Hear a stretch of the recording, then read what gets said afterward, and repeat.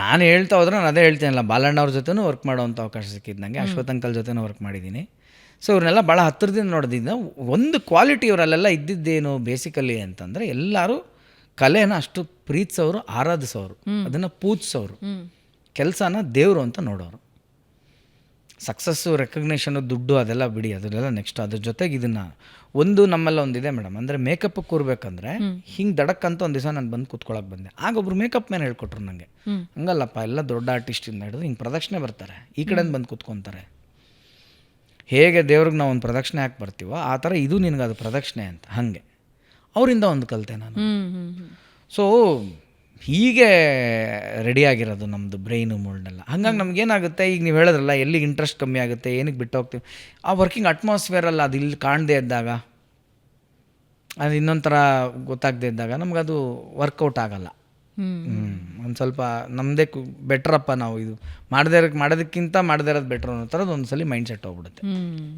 ಈಗಿನ ಟ್ರೆಂಡಲ್ಲಿ ಒಂದು ಪದ ತುಂಬ ಫೇಮಸ್ ಇದೆ, ಫೇಮಸ್ಸಿಗಿಂತ ಜಾಸ್ತಿ ವೈರಲ್ ಇದೆ, ಡಿಪ್ರೆಷನ್ನು ಅಂತ. ಕಾಡಿದ್ದಿದೆಯಾ ನಿಮ್ಮನ್ನು ಯಾವತ್ತಾದರೂ, ಯಾವ ಸನ್ನಿವೇಶದಲ್ಲಾದರೂ? ಅದರಿಂದ ಹೊರಗೆ ಹೆಂಗೆ ಬರ್ತೀರಿ? ಡಿಪ್ರೆಷನ್ ಅನ್ನೋದು ಎಲ್ಲರಿಗೂ ಕಾಡುತ್ತೆ, ಎಲ್ಲರಿಗೂ ತಕ್ಕ ಮಟ್ಟದಲ್ಲಿ ಯಾವಾಗಲೂ ಇರುತ್ತೆ, ಅದು ಬಿಟ್ಟು ಹೋಗದೆ ಇರೋದು. ಅದು ಡಿಪ್ರೆಷನ್ನು ಬಿಟ್ಟೋಗಲ್ಲ, ಅದನ್ನು ನೀವು ಅರ್ಥ ಮಾಡ್ಕೊಂಡಾಗ ಮಾತ್ರ ಅದ್ರ ಜೊತೆ ಯು ಕ್ಯಾನ್ ಟ್ರಾವೆಲ್. ಆವಾಗ ನಾವು ಅರ್ಥ ಮಾಡ್ಕೋಬೇಕು ಈ ಡಿಪ್ರೆಷನ್ಗೆ ಕಾರಣ ಏನು ಅಂತ ಹುಡುಕ್ಬೇಕು. ಫಸ್ಟ್ ಆಫ್ ಆಲ್ ಕಾರಣ ಏನು, ಡಿಪ್ರೆಷನ್ ಏನಕ್ಕೆ ಬರುತ್ತೆ ಹೇಳಿ, ಸುಮ್ಮನೆ ನನಗೆ ಕೇಳಿ. ಅನ್ಕೊಂಡಿದ್ದ ಆಗದೆ ಇದ್ದಾಗ ಅನ್ಕೊಂಡಿದ್ರಲ್ಲಿ ತಪ್ಪಿದೆ ಹಂಗಾರೆ?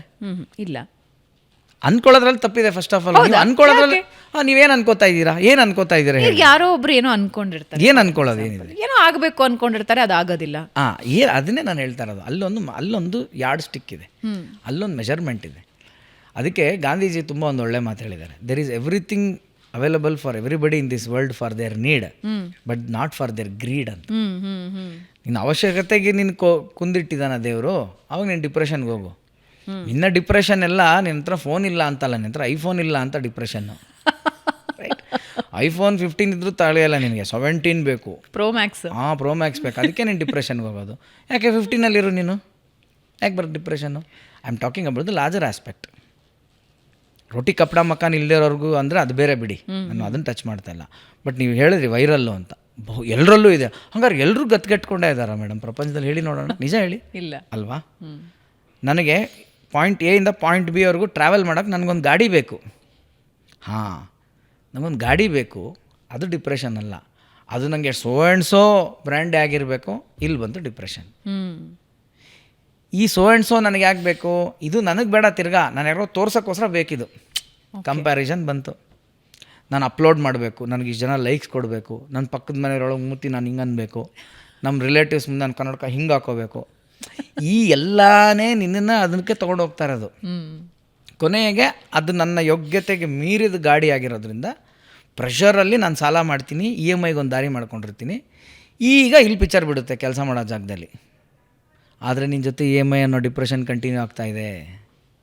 ಈಗ ನೀನು ಹೇಳೋದು ನಾನು ಹಂಗಾರೆ ಆಸೆ ಪಟ್ಟಿದ್ದೆ ತಪ್ಪ. EMI ಇತ್ತು, ಸಂಬಳ ಬರ್ತಾಯಿತ್ತು, ಅದಕ್ಕೆ ತಕ್ಕನಂಗೆ ಒಂದು EMI ನೋಡ್ಕೊಂಡಿದ್ರೆ ಆಗಿರ್ತಾಯಿತ್ತು. ಇಲ್ಲಿ ನಾನು ಅದನ್ನೇ ಇನ್ನೊಂದೇನು ಹೇಳೋಕ್ಕೆ ಇಷ್ಟಪಡ್ತೀನಿ ಅಂದರೆ, ದಿಸ್ ಇಸ್ ನಾಟ್, ಇದನ್ನು ಒಂದು ಚಿಕ್ಕ ಗೋಲ್ ಸೆಟ್ಟಿಂಗ್ ಮೈಂಡ್ ಮಾಡ್ಕೊಳ್ಳಿ ಅಂತ ಹೇಳ್ತಾ ಇಲ್ಲ. ಇಲ್ಲಿ ದೊಡ್ಡ ಕನಸುಗಳು ಆಸೆ ಇರಬಾರ್ದು ಅಂತಲ್ಲ. ನನ್ನ ಪ್ರಯತ್ನವೂ ಹಾಗೇ ಇದೆಯಾ, ನಾನು ಮಾಡೋಣ, ಕನಸು ಕಟ್ತೀನಿ ನಾನು. ಈಗ ನಾನು ಇವತ್ತು ನಿಮ್ಮ ಚಾನಲ್ಗೆ ಬಂದಿದ್ದೀನಿ, ಇಲ್ಲಿ ನಾನು ಓಪನ್ ಆಗಿ ಒಂದು ವಿಷಯ ಹೇಳೋಕ್ಕೆ ಇಷ್ಟಪಡ್ತೀನಿ. ಈಗ ಅಷ್ಟು ಕಲಾವಿದರು ನನಗೆ ಹೊಸ ಟ್ಯಾಲೆಂಟು, ಫ್ರೆಶ್ ಅಂತ, ಜೆನ್ಜಿ ಎಲ್ಲ ಅಂತ ನಂಗೆ ಮೆಸೇಜ್ ಮಾಡ್ತಾರೆ, ಸರ್ ನನಗೆ ಆ್ಯಕ್ಟಿಂಗ್ ಚಾನ್ಸ್ ಕೊಡಿ ಸರ್, ನಂಗೆ ಟ್ಯಾಲೆಂಟ್ ಇದೆ, ನಾನು ಮಾಡ್ಬೇಕು ಸರ್. ನೀವು ಕೇಳಿದ ಚಾನ್ಸು, ನಾನು ಚಾನ್ಸ್ ಕೊಡ್ತೀನಿ, ಬಂದು ಮಾಡ್ತೀರಾ? ಓಕೆ, ಅಷ್ಟಕ್ಕೆ ಸಮಾಧಾನ ಆಗಲ್ಲ. ಅವ್ರು ಪೇಮೆಂಟ್ ಮಾತಾಡ್ತಾರೆ ಇಮಿಡಿಯೇಟ್. ಅವ್ರಿಗೆ ಇಷ್ಟೇ ಪೇಮೆಂಟ್ ಬೇಕು, ಅವ್ರಿಗೆ ಹೀಗೆ ಇರಬೇಕು ಟ್ರೀಟ್ಮೆಂಟು.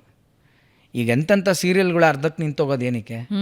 ಎಲ್ಲ ಹೊಸ ಫೇಸ್ ಅಂತ ಲಾಂಚ್ ಮಾಡಿರ್ತಾರೆ ತಾನೆ. ಹೊಸ ಫೇಸ್ ಅಂತ ಬಂದಾಗ ಇವ್ರಿಗೆ ಏನಿರುತ್ತೆ ರಿಕ್ವೈರ್ಮೆಂಟು, ನಾನು ಸೀರಿಯಲಲ್ಲಿ ಕಾಣಿಸ್ಕೋಬೇಕು, ಓಕೆ, ನಾನು ಇಷ್ಟು ಚೆನ್ನಾಗಿದ್ದೀನಿ, ನಾನೊಂದು ಹೀರೋಯಿನಾಗಿ ಬರಬೇಕು ಅಲ್ವಾ? ಸೆಲೆಕ್ಟ್ ಮಾಡಿ ಕೊಟ್ಮೇಲೆ ನೀನು ಕೊನೆಯವರೆಗೂ ನೀನು ಅದಕ್ಕೆ ಕಣ್ಣು ಮುತ್ಕೊಂಡಿರ್ಬೇಕು ತಾನೆ. ಅಟ್ಲೀಸ್ಟ್ ನೀನೇನೇ ಫೇಮಸ್ ಆದ, ಈಗ 100 ಎಪಿಸೋಡ್ ಮಧ್ಯದಲ್ಲಿ 1000 ಎಪಿಸೋಡ್ ಮಾಡೋ ಕನ್ಸು ಕಟ್ಕೊಂಡು ಕೂತಿರ್ತಾನೆ ಒಬ್ಬ ಪ್ರೊಡ್ಯೂಸರ್, ದುಡ್ಡು ಹಾಕಿರ್ತಾನೆ, ಒಬ್ಬ ಡೈರೆಕ್ಟ್ರು, ಒಂದು ಚಾನಲ್ ಏನೋ ಮಾಡಿರ್ತಾರೆ. ನೀನು ಇರ್ಬೇಕು ತಾನೆ ಅವ್ರ ಜೊತೆ ಕೈ ಜೋಡಿಸ್ಕೊಂಡು. ಅಗ್ರಿಮೆಂಟ್ ಮುಗಿಯೋದೇ ಕಾಯ್ತಾ ಇರುತ್ತೆ. ಇಲ್ಲಿ 3 ಕೊಟ್ಟರೆ ಒಂದು ಕಡೆ 6 ಕೊಟ್ಟರೆ ಆ ಚಾನಲ್ಗೆ ಆಗೋಣ ಅಂತ ನೀವು ಕೂತಿರ್ತಿಲ್ಲ. ಈ ಮೈಂಡ್ ಸೆಟ್ ಎಲ್ಲಿಂದ ಬಂತು? ಇದು ಆಸೆಯೋ ದುರಾಸೆಯೋ? ಈಗ ನಾವು ಬಿಡಲ್ಲ, ನಾವು ಕೇಸ್ ಹಾಕ್ತೀವಿ, ಹೇಳ್ಕೊತೀವಿ, ಡಿಪ್ರೆಷನ್ಗೆ ಹೋಗ್ತಾರೆ. ಯಾರು ಮಾಡ್ಕೊಂಡಿದ್ದು? ನಮಗೂ ಕೊಟ್ಟರು ಡಿಪ್ರೆಷನ್ ಇವರು ಹೊಸಬ್ರಿಗೆ ಚಾನ್ಸ್ ಕೊಟ್ಟಿದ್ದಕ್ಕೆ. ಓಕೆ. ಈಗ ನಾನು ಅದಕ್ಕೆ ಹೇಳ್ತೀನಿ, ನಾನು ನೆಕ್ಸ್ಟ್ ಚಾನ್ಸ್ ಕೊಡ್ತೀವಿ. ನಾನು ಓಪನಾಗಿ ಒಂದು ನೆಕ್ಸ್ಟ್ ಒಂದು ಸೀರಿಯಲ್ ಮಾಡ್ತಾಯಿದ್ದೀನಿ, ನಿಮ್ಮ ಥ್ರೂ ಕರೆ ಕೊಡ್ತಾಯಿದ್ದೀನಿ. ನೆಕ್ಸ್ಟ್ ನಂದು ಸೋಷಿಯಲ್ ಮೀಡಿಯಲ್ಲಿ ಹೇಳ್ತೀನಿ, ಯಾವನಿಗೆ ಚಾನ್ಸ್ ಬೇಕು ಬನ್ರಪ್ಪ ನನ್ನ ಹತ್ರ, ಯಾರು ದುಡ್ಡು ಕೇಳಬೇಡಿ. ಓಕೆ. ಹಂಗಂತ ಏನು ಸರ್, ನೋ ನಾನು ಹಾಗೆ ಹೇಳ್ತಾ ಇಲ್ಲ. ನಿಮಗೆ ಊಟ ಇರುತ್ತೆ, ಹೋಗಿ ಬರೋ ಕನ್ವಿಯನ್ಸ್ ಇರುತ್ತೆ, ನೀನು ನಿಜವಾಗ ಒಳಗಡೆ ಪ್ಯಾಷನ್ ಇದೆ ನಾನೊಬ್ಬ ಆರ್ಟಿಸ್ಟಾಗಿ ಬೆಳಿಬೇಕು ಅಂತ, ಬಂದು ಮಾಡು ನನ್ನ ಹತ್ರ ಅಂತೀನಿ. ಅದಿರಲ್ಲ. ಇವ್ರಿಗೆ ಅದಾದಮೇಲೆ ಪೇಮೆಂಟ್ ಎಷ್ಟು, ಅದಾದಮೇಲೆ ಅಲ್ಲೇ ಒಂದು ಸಂಘ ಬೆಳೆಯುತ್ತೆ ಇವ್ರದ್ದು. ಇವ್ರು ಸೀನ್ ಮಾಡುವಾಗ ಇವ್ರು 3 ಜನ ಖಾಲಿ ಕೂತಿರ್ತಾರಲ್ಲ, ಇವ್ರು 3 ಜನ ಫ್ರೆಂಡ್ಸ್ ಆಗ್ತಾರೆ. ನಿಂದೆಷ್ಟೇ ಇವಳ್ದೆಷ್ಟೇ ಇವ್ರನ್ನ ಮಾತಾಡ್ಕೊತಾರೆ. ನಾವು ಅವ್ರವ್ರ ಯೋಗ್ಯತೆ ಅನುಸಾರ ಏನೋ ಒಂದು ಕೊಟ್ಟಿರ್ತೀವಿ. Comparison start. ಅದಾದಮೇಲೆ ನನ್ನ ಬಟ್ಟೆ ಹಿಂಗಿದೆ, ಅವ್ನ ಬಟ್ಟೆ ಹಾಗಿದೆ. ಆಮೇಲೆ ನಮ್ಗೆ ಬಂದು ನಮ್ಮ ಕಾಸ್ಟ್ಯೂಮ್ ಚೇಂಜ್ ಮಾಡಿ, ನಮ್ಗೆ ಯಾಕೆ ಒಂದೇ ಕಾಸ್ಟ್ಯೂಮಲ್ಲಿದ್ದೀವಿ ನಾವು 4 ಎಪಿಸೋಡಿಂದ. ಇದೆಲ್ಲ ಹಣೆ ಬರ ಆಗಿದೆಯಲ್ಲ. ಇದೆಲ್ಲ ನೋಡಿನ ನಾನು ಅದಕ್ಕಪ್ಪ ಸೀರಿಯಲ್ಲೇ ಮಾಡೋದು ಬೇಡ, ನನಗೆ ಡಿಪ್ರೆಷನ್ ಅಂತ ನಾನು ಮಾಡಲ್ಲ. ಈಗ ಶುರು ಮಾಡ್ತಿದ್ದೀರಾ? ನೆಕ್ಸ್ಟ್ ಒಂದು ಪ್ಲ್ಯಾನಲ್ಲಿದೆ. ಈಗ ನನ್ನ ಕೆಲವು ಬೇರೆಯವರೆಲ್ಲ ಏನೋ ಅದ್ರ ಜೊತೆ ಹೋರಾಡೋದೇ ಒಂದು ನಾವು ಅದನ್ನು ಎಂಜಾಯ್ ಮಾಡ್ತೀವಿ. ಸರ್ ನೀವು ಎಂಜಾಯ್ ಮಾಡ್ರಪ್ಪ, ಮಾಡೋರು ಮಾಡಿ. ಬಟ್ ಅದಕ್ಕೆ ನಾನು ಗ್ಯಾಪ್ ತೊಗೊಂಡು ನಿಧಾನಕ್ಕೆ ಸ್ವಲ್ಪ ರಿಸರ್ಚ್ ಮಾಡಿ ಮಾಡ್ತೀನಿ. ಬಟ್ ಏನೇ ಮಾಡಿದ್ರು ಈ ಥರ ಕೆಲವು ವೈರಸ್ಗಳು ಸೇರ್ಕೊಂಡ್ಬಿಡುತ್ತೆ, ಆಗುತ್ತದೆ, ಏನೂ ಮಾಡೋಕ್ಕಾಗಲ್ಲ. That is the probability of life. ನಿಮ್ಗೆ 100% ಆಗಲ್ಲ. ಯಾರೋ ಒಂದು ಡಿಪಾರ್ಟ್ಮೆಂಟಲ್ಲಾರು ಈ ಥರ ಇರೋರು ಇರ್ತಾರೆ, ನಮ್ಮ ಹತ್ರನೇ ಚಾನ್ಸ್ ತೊಗೊಂಡು ನಮಗೆ ದೂರ ಬಿಟ್ಟು ಕೊನೆಗೆ ವೀಡಿಯೋ ಬೇರೆ ಮಾಡೋಕ್ಕದು ಇವರು. ನಾವು ಇಷ್ಟು ಮಾಡಿದ್ವಿ, ನಮಗೆ ಇಲ್ಲಿ ₹1 ಕೊಟ್ಟು. ಎಷ್ಟು ಪ್ರೊಡಕ್ಷನ್ಗಳ ಬಗ್ಗೆ ಎಷ್ಟು ಆರ್ಟಿಸ್ಟ್ಗಳು ಹೊಸ ಫೇಸ್ಗಳು ಬಂದಿರೋರು ನೀವು ನೋಡಿರ್ತೀರಿ. ಇವರೆಲ್ಲ ಬರೋವಾಗ ಹಾಗೆ ಬಂದ್ರ, ಅಯ್ಯಪ್ಪ ಅಣ್ಣ ಅಂದ್ಕೊಳ್ತಾನೆ ಒಳಗೆ ಬಂದಿದ್ದು. ಮಾಡಿ, ನೀವು ಫಸ್ಟು ಸಾಧನೆ ಮಾಡಿ. ನಿಮ್ಮಿಂದ ಪ್ರೊಡಕ್ಷನ್ಗೆ ಏನೋ 4 ಕಾಸು ಲಾಭ ಆಗೋ ಮಟ್ಟಿಗೆ ನೀವು ಬೆಳೆದಾಗ ನೀವು ಕೇಳಿ, ಬೇಡ ಅಂತ ಯಾರೋ ಅನ್ನಲ್ಲ.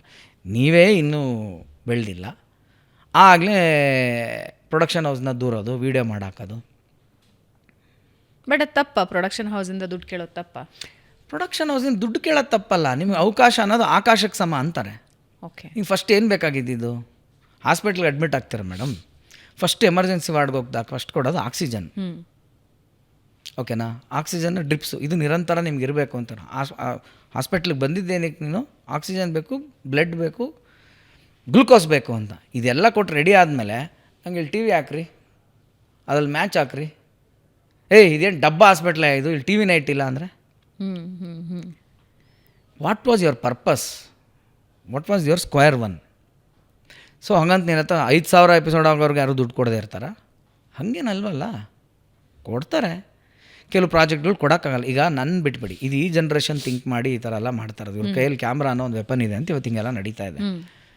Do you think all the artist were paid extraordinary right from their career from the beginning? ಅಂದ್ಕೊಂಡಿದ್ದೀರಾ ನೀವು? ಯಾರೂ ಲೆಜೆಂಡ್ಗಳಾಗಿಲ್ಲ ಹಂಗಾರೆ? ರಜನಿಕಾಂತ್ ಅವರೇ ಯಾವುದೋ ಒಂದು ರೀಸೆಂಟ್ ಆಡಿಯೋ ಲಾಂಚಲ್ಲೇ ಯಾವುದೋ ಇದರಲ್ಲಿ ಹೇಳಿದ್ರಲ್ಲ, ಅವ್ರಿಗೆ ಯಾವುದೋ ಒಂದು ಸ್ಟುಡಿಯೋ ಒಳಗೆ ಕರೆಸಿ ಅವಮಾನ ಆಗಿ ಕೊನೆಗೆ ವಾಪಸ್ ಹೋಗೋಕೆ ಟ್ಯಾಕ್ಸಿನೂ ಕಳಿಸ್ದೆ. ನೆಕ್ಸ್ಟ್ ಅದೇ 3 ವರ್ಷ ಆದಮೇಲೆ ಅದೇ ಪ್ರೊಡ್ಯೂಸರ್ ಮುಂದೆ ಇನ್ನೊಂದು ಕಾರಲ್ಲಿ ಇವ್ರು ಹೋಗಿ ಇಳಿದು ಆ ದಿನನೂ ಬಂತಲ್ವಾ? ನೀನು ಈ ದಿನ ಫೇಸ್ ಮಾಡೋಕ್ಕೆ ರೆಡಿ ಇಲ್ಲ ಅಂದರೆ ಆ ದಿನ ಹೆಂಗೆ ಬರುತ್ತೆ ನಿನ್ನ ಲೈಫಲ್ಲಿ? ಆವತ್ತೇ ರಜನಿಕಾಂತ್ ಅವರು ಕೂತ್ಕೊಂಡು ಬಂದವ್ರಿಗೆಲ್ಲ ಸ್ಟುಡಿಯೋದಲ್ಲೆಲ್ಲ ಅಲ್ಲಿ ಹೋಗ್ಬೇಡಿ, ಆ ಪ್ರೊಡ್ಯೂಸರ್ ಕಾಸು ಕೊಡಲ್ಲ ಅಂತ ಹೇಳ್ಕೊಂಡು ಕೂತಿದ್ರು. ರಜನಿಕಾಂತ್ ಆಗ್ತಿದ್ರಾ? ನಾನು ಅದನ್ನ ಹೇಳೋಕ್ಕೆ ಇಷ್ಟಪಡ್ತಾ ಇಲ್ಲಿ, ಪ್ರೊಡಕ್ಷನ್ ಹೌಸ್ ದುಡ್ಡು ಕೇಳೋದು ತಪ್ಪು ಅಂತಲ್ಲ. ಯಾವ ದೃಷ್ಟಿಯಲ್ಲಿ, ಯಾವ ಮಾನದಂಡದಲ್ಲಿ, ಯಾವ ಪರಿಸ್ಥಿತಿಯಲ್ಲಿ, ಮತ್ತು ನಿನ್ನ ಅನಿಸಿಕೆ ಅಭಿಪ್ರಾಯಗಳೇನು? ಫಸ್ಟ್ ದುಡಿಯೋದಕ್ಕೆ ರೆಡಿ ಇರಬೇಕು. ಫಸ್ಟ್ ನಿನ್ನ ಪ್ಯಾಷನ್ನೇ ಅದು ಅಂತ ಮತ್ತು ಸುಳ್ಳು ಹೇಳ್ಬೇಡ. ಬರೋವಾಗಲೇ ಕ್ಲಾರಿಟಿಯಾಗಿ ಹೇಳ್ಬಿಡು, ಸರ್ ನಂಗೆ ನನಗೆ ಇಷ್ಟು ಪೇಮೆಂಟ್ ಬೇಕು ಸರ್, ಅದ್ರ ಜೊತೆ ನಂಗೆ ಕ್ಯಾರೆಕ್ಟರ್ ಬೇಕು, ಹಂಗಿದ್ರೆ ನಾನು ಡೆಬ್ಯೂ ಮಾಡೋದು ಸರ್ ಅಂತ. ಓಕೆ. ಆ ಥರನೂ ಒಬ್ಬರು ಕಲಾವಿದರಿದ್ದರು ಹಿಂದಿಯಲ್ಲಿ, ರಾಜ್ಕುಮಾರ್ ಅಂತ. ನನಗೆ ಯಾರೋ ಹೇಳಿದ ಕತೆ ಇದು ನಂಗೆ ಗೊತ್ತಿಲ್ಲ, ತಪ್ಪಾಗಿರೋ ದಯವಿಟ್ಟು ಕ್ಷಮಿಸಿ. ಅವರು ಒಂದು ರೋಡಲ್ಲಿ ನಡ್ಕೊಂಡು ಹೋಗ್ತಾ ಇರ್ತಾರೆ, ಕಿಟಕಿಯಿಂದ ಒಬ್ಬರು ಪ್ರೊಡ್ಯೂಸರ್ ನೋಡಿ ಈ ಹುಡುಗ ಏನು ವಾಕಿಂಗ್ ಸ್ಟೈಲ್ ಸಕ್ಕದಾಗಿದೆ ಒಂದು ಅಂತ ಕರೆದು ಅವ್ರಿಗೆ ಫಸ್ಟ್ ಆಫರ್ ಮಾಡಿದಾಗ ಅವ್ರು ಏನು ಹೇಳಿರ್ಬೋದು ಹೇಳಿ, ನನ್ನ ಸಿನಿಮಾಗೆ ನೀನು ಹೀರೋ ಮಾಡ್ತೀನಿ ಅಂದಿದ್ದಕ್ಕೆ. ಆ ಟೈಮಲ್ಲಿ ಮಧುಬಾಲ ತುಂಬ ದೊಡ್ಡ ಹೀರೋಯಿನ್ ಅಂತ. ನೀವು ಮಧುಬಾಲನ ಹೀರೋಯಿನ್ ಹಾಕಿದ್ರೆ ನಾನು ಹೀರೋ ಆಗ್ತೀನಿ ಅಂದ್ರಂತ ಇವರು. ಇವರು ಹಾಕಿದ್ರಂತೆ, ನಂಗೆ ಗೊತ್ತಿಲ್ಲ, ಅದು ಹೇಳ್ತಾರದು. ನಾನು ಸುಳ್ಳಂದ್ರೂ ಮಜವಾಗಿದೆಯಾ ಇದು ಕತೆ ಕೇಳೋಕ್ಕೆ? ನೀನು ಇದ್ರೆ ಅಷ್ಟು ಕಾನ್ಫಿಡೆಂಟಾಗಿರೋ. ಸರ್ ನಾನು 100 ಎಪಿಸೋಡ್ವರೆಗೂ ಕೇಳಲ್ಲ ಸರ್, ನಾನು ಟ್ಯಾಲೆಂಟ್ ತೋರಿಸ್ತೀನಿ ಸರ್, ನಾನು ಪ್ರೂವ್ ಮಾಡ್ತೀನಿ, ನನ್ನಿಂದ ನಿಮ್ಗೆ ಹೆಂಗೆ ರೇಟಿಂಗ್ ಬರುತ್ತೆ ನೋಡಿ ಸರ್, ನನಗೆ ಆಮೇಲೆ ನೀವು ದುಡ್ಡು ಕೊಡಿ ಸರ್ ಅಂದರೆ ಇದೊಂದು ಡೀಲು. ಓಕೆ. ಬರೋವಾಗ ಮಾತ್ರ ನಾವು ಹಿಂಗೆ 100 ಎಪಿಸೋಡ್ ಆದ ತಕ್ಷಣ ನಾನು ಹಿಂಗೆ ಅಂದರೆ ಯಾಕೆ ಚಾನ್ಸ್ ಕೊಡಬೇಕು ಅಂತ ಅನ್ಸುತ್ತೆ. It's as simple as that. So ಹಾಗಾದರೆ ಒಂದು ಘೋಷಣೆ ಇಲ್ಲೇ ಮಾಡಿದ್ದೀರಾ, ಯಾವಾಗಿಂದ ಪ್ರಾಜೆಕ್ಟ್ ಶುರು ಆಗ್ತಾ ಇದೆ? If somebody is very interested, ನಿಮ್ಮ ಏನು ಮಾನದಂಡಗಳಿಗೆ? ಏನು ಮಾನದಂಡ ಇಲ್ಲ ಇದರಲ್ಲಿ. ನಾವೇನು ಯಾರಿಗೂ ಆ ಥರ ಇದೇನು. ಯಾವಾಗ ಶುರು ಮಾಡ್ತಿದ್ದೀರಾ? ಈಗ ಐ ಥಿಂಕ್ ಬೈ ಜುಲೈಯಿಂದ ಈ ತಿಂಗಳು ಫುಲ್ ಪ್ರಿಪ್ರೇಷನ್ನೇ. ಈ ಜೂನ್ ಪೂರ್ತಿ ಈಗ ನಾವು ಆಡಿಷನ್ ಸ್ಟಾರ್ಟ್ ಮಾಡ್ತೀವಿ, ಅದೆಲ್ಲವೂ ಇರುತ್ತೆ. ಜುಲೈ ಐ ಥಿಂಕ್ ಜೂನ್ ಎಂಡೇ ನಾವು ಶೂಟಿಂಗು ಹೋಗ್ಬೇಕು ನಾವು. ಓಕೆ. ಹಂಗಾಗಿ ಜುಲೈಯಿಂದ ಏರ್ ಆಗೋ ಎಲ್ಲ ಸಾಧ್ಯತೆಗಳಿದೆ. ಏರೇ ಜುಲೈಯಿಂದ ಜುಲೈ ಸೆಕೆಂಡ್ ವೀಕ್ ಒಳಗೆ ಆಗಬೇಕು ಅಂತ ಮಾತುಕತೆ ನಡೀತಾ ಇದೆ. ಓಕೆ. ಈಗ ಇಲ್ಲಿ ಬರುತ್ತೆ ಫೇವರಿಟಿಸಮ್ಮು ಅಥವಾ ಫ್ಯಾಮಿಲಿ ನೆಪೋಟಿಸಮ್ಮು. ಯಾಕಂದ್ರೆ ನನ್ನ ಪ್ರಾಜೆಕ್ಟ್ ಉಳಿಸ್ಕೊಳ್ಳೋಕ್ಕೋಸ್ಕರ ನನಗೆ ಗೊತ್ತಿರೋರನ್ನೇ ಹಾಕೊಳ್ತಾ ಹೋಗ್ತೀವಿ ನಾವು ಫಸ್ಟಲ್ಲಿ. ಇದು ನಾನು ಮಾಡೋದು ಅಂತಲ್ಲ, ಎಲ್ಲರೂ ಮಾಡೋದು. ಯಾಕೆ ಅಂದರೆ ನಮ್ಮ ಪ್ರಾಜೆಕ್ಟ್ ಉಳಿಸ್ಕೋಬೇಕಾಗಿರುತ್ತೆ ನಮಗೆ. ಈ ಕಾರಣಕ್ಕೋಸ್ಕರ ಇವೆಲ್ಲವೂ ಬರೋದು. ಅಂದರೆ ನೆಪೋಟಿಸಮ್ ಅದರ ಗುಣಲಕ್ಷಣಗಳು ಬೇರೆ ಬೇರೆ ಇದೆ, ಅದರ ಎಲ್ಲ ಗರಿಗಳು ಬೇರೆ ಬೇರೆ ಥರ ಇದೆ. ಅದೆಲ್ಲವನ್ನು ನಾನು ಸಪೋರ್ಟ್ ಮಾಡ್ತಾ ಇಲ್ಲ ಅದೆಲ್ಲದನ್ನು. ಆದರೆ ಒಂದು ಹಂತದಲ್ಲಿ ವರ್ಕ್ ಆದರೆ ವರ್ಕ್ ಆಗಿಬಿಡುತ್ತೆ. ಈಗ ಯಾವುದೋ ಒಂದು ಕ್ಯಾರೆಕ್ಟ್ರು ಬೇಕಾಗಿರೋವಂಥದ್ದು ಯಾರೋ ಮಾಡೋದನ್ನ ನಮ್ಮನೆಲ್ಲ ಆ ವಸ್ತು ಇದೆ ಅಂದರೆ ನಾನು ಯಾಕೆ ಆಡಿಷನ್ ಮಾಡಲಿ, ನಾನು ಯಾಕೆ ಅದಕ್ಕೆ ಆಚೆ ಚಾನ್ಸ್ ಕೊಡಲಿ, ನಂಗೆ ಸೇಫ್ ಅಲ್ವಾ, ಅದು ಬಿಟ್ಟೋಗಲ್ಲ. 100 ಎಪಿಸೋಡಲ್ಲ 500 ಎಪಿಸೋಡ್ ಆದರೂ ಬಿಟ್ಟೋಗಲ್ಲ ಅಂತ ನನಗನ್ಸುತ್ತೆ. ಈಗ ನಾನು ಹಾಕ್ಕೊತೀನಿ. ಅದನ್ನ ನೆಪೋಟಿಸಮ್ ಅನ್ನೋಕ್ಕಲ್ಲ. ಆದರೆ ಒಬ್ಬರು ಡಿಸರ್ವಿಂಗ್ ಇರೋರನ್ನ ಕಿತ್ಕೊಂಡು ಅನ್ಡಿಸರ್ವ್ನ ತಂದಾಗ ಎಲ್ಲೋ ಒಂದು ಕಡೆ ಅದು ಬರುತ್ತೆ. ಬಟ್ ಅದು ಜಾಸ್ತಿ ದಿನ ಸ್ಟ್ಯಾಂಡು ಆಗಲ್ವಲ್ಲ ಮೇಡಮ್. ಹೆಂಗೆ ಅಂತ ನಾವು ಇದು ಮಾಡೋಕ್ಕಾಗುತ್ತೆ. ಯಾಕಂದರೆ ಕುದುರೆಗೆ ನೀರು ಕುಡಿಬೋದು, ಕರ್ಕೊಂಡೋಗ್ಬೋದು. ಕುಡಿಯೋದು ಕುದುರೆನೇ ಅಲ್ವ ಎಂಡ್ ಆಫ್ ದಿ ಡೇ. ಯಾರಿಗೆ ಟ್ಯಾಲೆಂಟ್ ಇರುತ್ತೆ ಅವ್ರು ಉಳಿತಾರೆ. ಟ್ಯಾಲೆಂಟು ಲಕ್ ಎರಡು ವರ್ಕೌಟ್ ಆಗಲೇಬೇಕು. ಲೈಫಲ್ಲಿ ಎಲ್ರಿಗೂ ಒಂದು ಅಲ್ಟಿಮಮ್ ಆಸೆ ಅಥವಾ ಕನಸು ಅಂತಿರುತ್ತೆ. ಆನಂದ್ ಅವರಿಗೇನಿದೆ? ಯಾಕಂದರೆ ನೀವು ಫೇಮ್ ನೋಡಿದ್ದೀರಾ, ದುಡ್ಡು ನೋಡಿದ್ದೀರಾ, ಪ್ರೊಡಕ್ಷನ್ ನೋಡ್ತಿದ್ದೀರಾ. ಆದರೆ ಇದನ್ನು ಹೊರತುಪಡಿಸಿ ಏನು ಆಸೆ ಇದೆ? ಆರ್ಟ್ ಆಫ್ ಲಿವಿಂಗ್, ಅದನ್ನು ಕಲಿಬೇಕು ಅಂತ. ನಿಜವಾಗ್ಲೂ ತಮಾಷೆಗೆ ಹೇಳ್ತಾ ಇಲ್ಲ. ಕಲ್ತಿಲ್ವಾ ಇನ್ನು? ಕಲ್ತಿರೋ ನಾನು ಇಲ್ಲಿ ಇರ್ತಾನೆ ಇರಲಿಲ್ಲ. ಅದು ಗೊತ್ತಿರೋನ್ಗೆ ಯಾಕೆ ಇಲ್ಲಿ ಇರ್ತಾನೆ? ರೂಟ್ ಗೊತ್ತಿದ್ಮೇಲೆ ಯಾವ ಚಕ್ರವೃತ್ತದಲ್ಲಿ ಇರೋಕ್ಕೆ ಇಷ್ಟಪಡ್ತಾನ? ಶಿವ ಮಗ ಟಾಟಾ ಬಾಬಾಯ್. ಅಲ್ಲ, ನನಗೆ ಏನು ಅನ್ನಿಸ್ತಿದೆ ಅಂದರೆ ಇನ್ನೊಂದು ಸ್ವಲ್ಪ ದಿನ ಹೋದರೆ ನೀವು ಇದೆಲ್ಲ ಬಿಟ್ಬಿಡ್ತೀರಾ ಅಂತ. ನಾನು ಅದನ್ನೇ ಹೇಳ್ತಾ ಇರೋದು. ಇದು ನಾನು ಇವಾಗ ಇಷ್ಟು ಹೇಳಿದ್ದು ಪಾಠ ವೇಸ್ಟ್ ಆಗೋಯ್ತು ಇವಾಗ. ಅಲ್ಲ, ಹಂಗಲ್ಲ, ಅದು ಅದನ್ನೇ ಹೇಳ್ತಾ ಇರೋದು. ಓಕೆ, ಇನ್ನೊಂದು ಥರ ಹೇಳೋಣ. ಓಕೆ, ಈಗ ಹಂಗಾರೆ ಆರ್ಟ್ ಆಫ್ ಲಿವಿಂಗ್ ಈಗ ಕಲ್ತಿರೋರೆಲ್ಲ ಯಾಕೆ ಬಂದಿದ್ದಾರೆ ಮತ್ತೆ ಇಲ್ಲಿ ನಮ್ಮ ಜೊತೆ ಯಾಕಿದ್ದಾರೆ ಅವರು? ಓಕೆ, ಹೇಳ್ಕೊಡಕ್ಕೆ ಬಂದಿದ್ದಾರೆ ತಾನೆ, ಹೋಗೋಕ್ಕಾಗಲ್ಲ. ಬಟ್ ನಿಮ್ಗೆ ದಾರಿ ಗೊತ್ತಷ್ಟೇ. ಈಸಬೇಕು, ಇದ್ದು ಜಯಿಸಬೇಕು. ಹೌದು. ಈಗ ಸಿಂಪಲ್ ಮೇಡಮ್, ಈಗ ನಾವು ಸ್ಟುಡಿಯೋದೊಳಗೆ ಇಲ್ಲಿದ್ದೀವಿ, ಅಲ್ಲಿದೆ ಬಾಗಿಲು ತಾನೆ ಆಚೆ ಹೋಗೋಕ್ಕೆ. ಸಪೋಸ್ ನಿಮ್ಗೆ ಅದು ಗೊತ್ತಿಲ್ಲ ಅಂತ ಅಂದ್ಕೊಳ್ಳಿ, ಇಲ್ಲೇ ರೌಂಡ್ ಹೊಡಿತಾ ಇರ್ತೀರಲ್ಲ, ಯಾವತ್ತೊಂದಿನ ಬೋರ್ ಆಗಬೇಕಲ್ಲ ಇಲ್ಲಿ ನಿಮಗೆ. ಸೊ ಆ ದಾರಿ ಗೊತ್ತಿರೋನ್ಗೆ ಅವ್ನು ಹಂಗಿಂದ ಹೋಗ್ತಾನೆ ಅಂದ ತಕ್ಷಣ ಅವ್ನು ಹೋಗ್ಬಿಟ್ನಾ ನೆಕ್ಸ್ಟ್ ಆಫೀಸ್ ಮತ್ತೆ ಬರಲ್ಲ ಅವನೊಳಗೆ, ಬರ್ತಾನೆ ಅವನು. ಬಟ್ ಇದು ಓಕೆ, ಇನ್ನೊಂದು ಜ್ಞಾಪಕ ಬಂದ್ಬಿಡ್ತಾನೆ ನೋಡಿ, ಭಗವಂತ ಅದಕ್ಕೆ ಟಕ್ಕಂತ ಏನೋ ಒಂದು ಜ್ಞಾಪಕ ಕೊಡ್ತಾನೆ. ರೀಸೆಂಟ್ಲಿ ಪ್ಯಾಲೇಸ್ ಗ್ರೌಂಡಲ್ಲಿ ಒಂದು ದೊಡ್ಡ ಇದು ನಡೀತು, ದಕ್ಷಿಣ ಮೂರ್ತಿ ಒಂದು ಮಂತ್ರ ಜಪಾನ 1,00,000 ಜನ ಕೂತ್ಕೊಂಡು ಮಾಡಬೇಕು ಅಂತ. ಶೃಂಗೇರಿ ಜಗದ್ಗುರುಗಳು ಬಂದಿದ್ದರು, ಚಿಕ್ಕಗುರುಗಳು ಬಂದಿದ್ದರು. ಅವರು ಒಂದು ಮಾತು ಹೇಳಿದ್ರು, ತುಂಬ ಇಂಪ್ಯಾಕ್ಟ್ ಆಯಿತು ನನಗೆ. ಇದು ಹೇಳ್ತೀನಿ, ನಿಮಗೂ ಇಂಪ್ಯಾಕ್ಟ್ ಆಗುತ್ತಾ ನೋಡಿ, ಕೂತ್ಕೊಂಡು ನಿಧಾನಕ್ಕೆ ಒಂದು ಸ್ವಲ್ಪ ಆಲೋಚನೆ ಮಾಡಿ. ಯಾವುದೆಲ್ಲವೂ ತಿಳಿದ ಮೇಲೆ ನಿನಗೆ ತಿಳಿಯೋಕ್ಕೆ ಇನ್ನೇನೂ ಉಳಿದಿರಲ್ವೋ ಅದನ್ನು ನೀನು ತಿಳಿ ಅಂತ. ಯಾವುದೆಲ್ಲವೂ ತಿಳಿದ ಮೇಲೆ, ಅಥವಾ ಯಾವುದನ್ನು ತಿಳ್ಕೊಂಡ್ರೆ ನಿನಗಿನ್ನು ತಿಳ್ಕೊಳಕ್ಕೆ ಇನ್ನೇನೂ ಇಲ್ವೋ ಅದನ್ನು ತಿಳ್ಕೊಳಕ್ಕಣೆ ನೀನು ಟೈಮ್ನ ಕೊಡು ಅಂತ. ಇಷ್ಟೇ ಅಧ್ಯಾತ್ಮ. ಇದನ್ನು ನೀವು ದೇವ್ರಂತೀರ, ದಿಂಡ್ರಂತೀರ, ಸಾವು ಅಂತೀರ, ನೋವು ಅಂತೀರ, ಚಿರಂಜೀವಿ ಅಂತೀರ, ಸಮಾಧಿ ಅಂತ ನೀವು ಏನಾರು ಕರ್ಕೊಳ್ಳಿ. ಈಗ ನನಗೆ ಹುಳ ಬರುತ್ತಿದ್ದು ತಲೆಯಲ್ಲಿ. ಅಂದರೆ ಏನೋ ಒಂದು ಅದನ್ನು ಕಲ್ತ್ಬಿಟ್ರೆ ಇನ್ನು ನಿನಗೆ ಕಲಿಯೋಕೆ ಇನ್ನೇನೂ ಇಲ್ಲ. ಎಕ್ಸಾಂಪಲ್, ಒಂದು ಸ್ಟೆಪ್ ನಮ್ಮ ಕ್ಷೇತ್ರದಲ್ಲಿ ಲೋವರ್ ಲೆವೆಲಾಗಿ ಬರೋಣ. ಆ್ಯಕ್ಟಿಂಗಲ್ಲಿ ದಾದಾ ಸಾಹೇಬ್ ಫಾಲ್ಕೆ ತೊಗೊಂಡ್ಬಿಟ್ಟು ಅವ್ನಿಗೆ ಇನ್ನೇನಿಲ್ಲ ತೊಗೊಳಕ್ಕೆ ಇಂಡಿಯಾಲಿ. ಆಸ್ಕರ್ ತೊಗೊಂಡ್ಮೇಲಂತೂ ಈ ಪ್ರಪಂಚದಲ್ಲೇ ಅವ್ನಿಗೆ ಇನ್ನೇನಿಲ್ಲಪ್ಪ ತೊಗೊಳಕ್ಕೆ. Is done, an actor is done. Okay, as A personality ಅವ್ನು ಭಾರತ ರತ್ನ ಬಂದಾಯ್ತು, ಮುಗಿದೋಯ್ತು. ಇನ್ನೇನಿದೆ ಅದ್ರ ಮೇಲೆ ತೊಗೊಳಕ್ಕೆ? ಹೈಯೆಸ್ಟ್ ಸಿವಿಲಿಯನ್ ಆರ್ಡರ್ ಮುಗಿದೋಯ್ತು. ಹಾಗೆ ಈ ಜೀವಕ್ಕೊಂದೇನೋ ಒಂದು ಇರಬೇಕಲ್ಲ ಹೈಯೆಸ್ಟ್ ಆರ್ಡರು, ಅದೇ ಆರ್ಟ್ ಆಫ್ ಲಿವಿಂಗ್. ಯಾವಾಗ ಅದ್ರ ಬಗ್ಗೆ ಒಬ್ಬನ ವಿಷಯ ಗೊತ್ತಾಗುತ್ತಲ್ಲ ಮೇಡಮ್ ನಿಮಗೆ, ಇದ್ರ ಬಗ್ಗೆ ಹೆಂಗೆ ಇಂಟ್ರೆಸ್ಟ್ ಬರೋಕ್ಕೆ ಸಾಧ್ಯ? ಓಕೆ, ನೀವು ಹೆಂಗೆ ಇದನ್ನ ಇಟ್ಕೊಂಡು ನನಗೆ ಏನೋಡು ಕೊಡಲ್ಲ ಅಂದರೆ ಚಾಕ್ಲೇಟ್ ನಿಂಗೆ ಕೊಡಲ್ಲ, ನನ್ಗೆ ಹೆಂಗೆ ನೀವು ಅದನ್ನು ನಂಗೆ ಹಂಗೆ ಅನ್ಸೋಕ್ಕೆ ಸಾಧ್ಯ? ನಂಗೆ ಅನ್ನಿಸ್ತಾನೆ ಇಲ್ಲ, ಅದು ಸಮಸ್ಯೆ. ಅದಕ್ಕೆ ಮೇಲೆ ಇದೊಂದಿದೆ ಅಂತ ನಾನು ಮಾಡ್ತಿದ್ದೀನೋ ಆಗುತ್ತೋ ಅದೆಲ್ಲ ಪ್ರಶ್ನೆ ಬೇರೆ. ಬಟ್ ಇವಾಗ ಈ ಮಗುಗೆ ಇದು ಇನೋಸೆನ್ಸ್ ಹೊಟ್ಟೋಯ್ತಲ್ಲ, ಇವಾಗ ಈ ಇಂಟೆಲಿಜೆನ್ಸ್ ಪ್ರವೇಶ ಆಗ್ಬಿಟ್ಟಿದೆಯಲ್ಲ, ಈಗೇನು ಮಾಡೋಣ? ಆ ದಾರಿಯಲ್ಲೇ ಹೋಗಲೇಬೇಕಾಗುತ್ತೆ. ಅದಕ್ಕೆ ಹೇಳೋದು, ultimate unless you are the power and powerful, ಯಾವಾಗಲೂ ನಿನಗೆ ಇದ್ದಿದ್ದೇ ಹಿಡಿತದಲ್ಲಿ ಇರಲೇಬೇಕಾಗುತ್ತೆ, ಏನು ಮಾಡೋಕ್ಕಾಗಲ್ಲ. Lovely lovely lovely. Thank you so much Anand ಅವರೇ. ಅಂದರೆ ನಿಮ್ಮ ಪಾಡ್ಕಾಸ್ಟ್ ಮೂಲಕ ನಾನು ನಿಮ್ಮ ಮಾತುಗಳನ್ನು ಕೇಳಿಸ್ಕೊಳ್ತಾ ಇದ್ದೆ, ನಿಮ್ಮೊಂದಷ್ಟು ಇಂಟರ್ವ್ಯೂಸಲ್ಲಿ ನಿಮ್ಮ ಮಾತು ಕೇಳಿಸ್ಕೊಳ್ತಾ ಇದ್ದೆ. ಬಟ್ ಜೀವನದ ಬಗ್ಗೆ ಒಂದು ಹೆಂಗೆ ಕ್ಲಾರಿಟಿ ಇಟ್ಕೊಂಡಿದ್ದೀರಾ ಅನ್ನೋದು ಇವಾಗ ಲೈವ್ ದರ್ಶನ ಆಯಿತು ನನಗೆ. ಏನಿಲ್ಲಪ್ಪ, ಏನು ಕ್ಲಾರಿಟಿ, ನಾನು ಅದೇ ಹೇಳ್ತೇನೆ, ನಾನು ಮನುಷ್ಯನೇ. ಈಗ ನನಗೂ ಅಳುವು ಇದೆ, ನಗು ಇದೆ, ಓಕೆನಾ. ಈಗ ಅದನ್ನೇ ಹೇಳ್ತಾರೆ, 2 ವಿಷಯ ಇದೆ. ಅದು ವಿಷಯ ನಿಮಗೆ ಗೊತ್ತಾಗೋಕ್ಕೂ ಅದು ಆಗಿಸ್ಕೊಳ್ಳೋಕ್ಕೂ ಇರುವ ಅಂತರ. ವಿಷಯ ಇದೆ ಅಂತ ನಿಮಗೆ ಗೊತ್ತಾಗೋಕ್ಕೂ ಅದನ್ನು ಆಗಿಸ್ಕೊಳ್ಳೋಕ್ಕೂ ಇರೋ ಅಂತರದಲ್ಲಿ ಇರತಕ್ಕಂಥದ್ದು. ನಾನು ಇವಾಗ ಕೆಲವರು ವಿಷಯವೇ ಗೊತ್ತಿರಲ್ಲ, ಅದು ಬೇರೆ ಪ್ರಶ್ನೆ. ಕೆಲವರು ಆಗಿಸ್ಕೊಂಡ್ಬಿಟ್ಟಿದ್ದಾರೆ, ಅವ್ರು ಬೇರೆ ಪ್ರಶ್ನೆ. ಇದು ಮಧ್ಯದ ಒಂದು ಅವಸ್ಥೆ. ಇದು it is like this. There is something to achieve, we know very well. ಪ್ರಯತ್ನ ಪ್ರಯತ್ನ ಪ್ರಯತ್ನ ಪ್ರಯತ್ನ ಪ್ರಯತ್ನ. ಲವ್ಲಿ. ಆರ್ಟ್ ಆಫ್ ಲೀವಿಂಗ್ ಆದಷ್ಟು ಬೇಗ ನೀವು ಕಲಿಯೋ ಹಾಗಾಗಲಿ.